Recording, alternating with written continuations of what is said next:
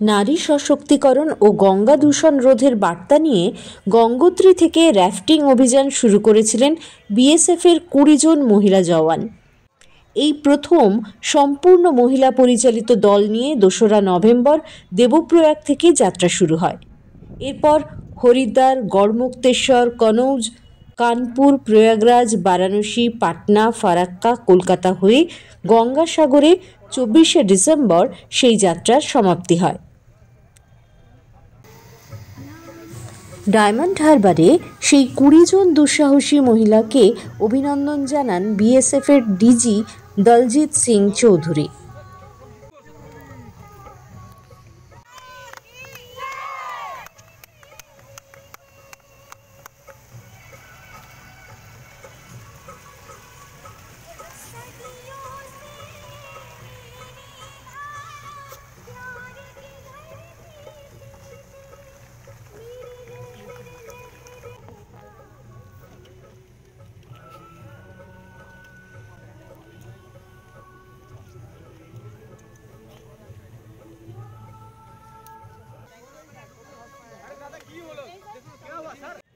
ডিজির হাতে গঙ্গা জলের ছোট্ট একটা কলস তুলে দেন র্যাফটিং অভিযাত্রীরা।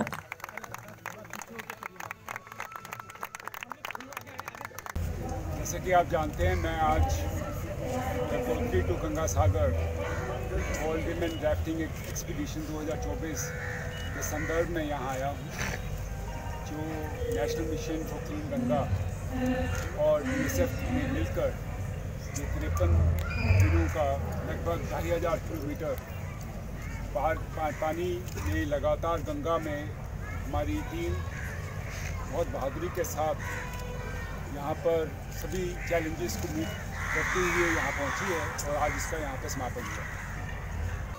দীর্ঘ যাত্রাপথে মোট ৪২টি হল্ট ছিল। গঙ্গোত্রী থেকে গঙ্গাসাগর যাত্রাপথ ঠিক কেমন ছিল তা জানান মহিলা অভিযাত্রী সুস্মিতা চৌধুরী।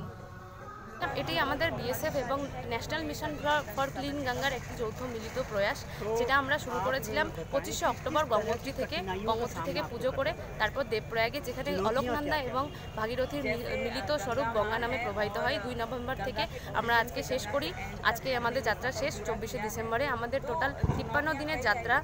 আমরা গঙ্গা নদীর যে প্রাকৃতিক গতিপথ সেটাকে অনুকরণ করে আমরা চলেছি, যা ২৫০০ কিলোমিটার।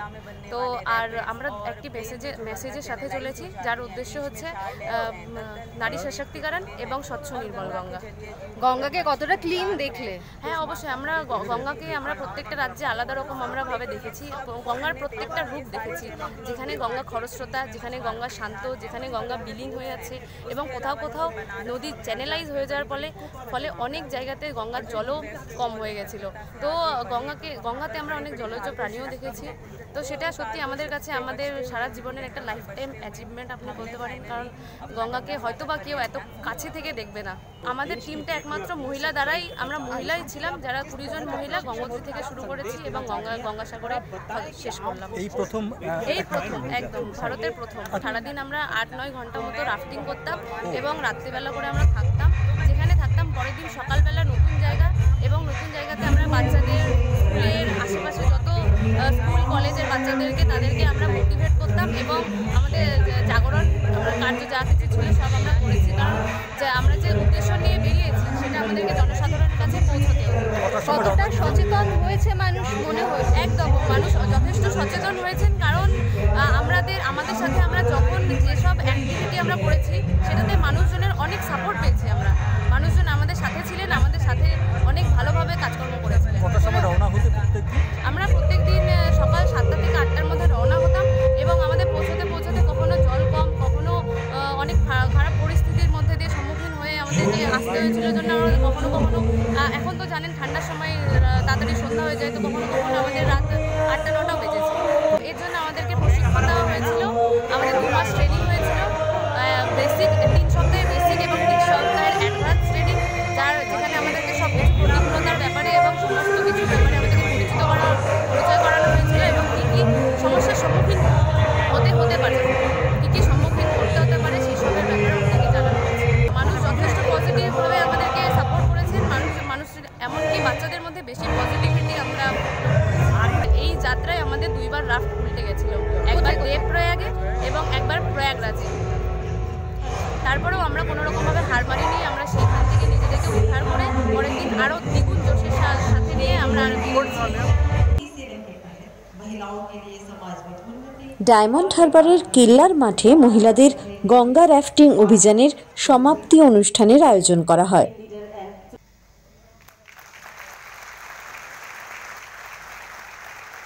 ডিজি দলজিৎ সিং চৌধুরী সহ বিএসএফের উচ্চপদস্থ আধিকারিকরা উপস্থিত ছিলেন এই অনুষ্ঠানে।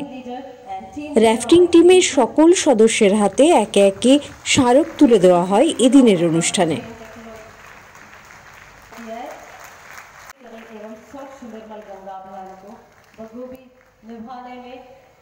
सहयोग देने के लिए सब इंस्पेक्टर प्रियंका। नेक्स्ट महिला कांस्टेबल रबालिना अमरा।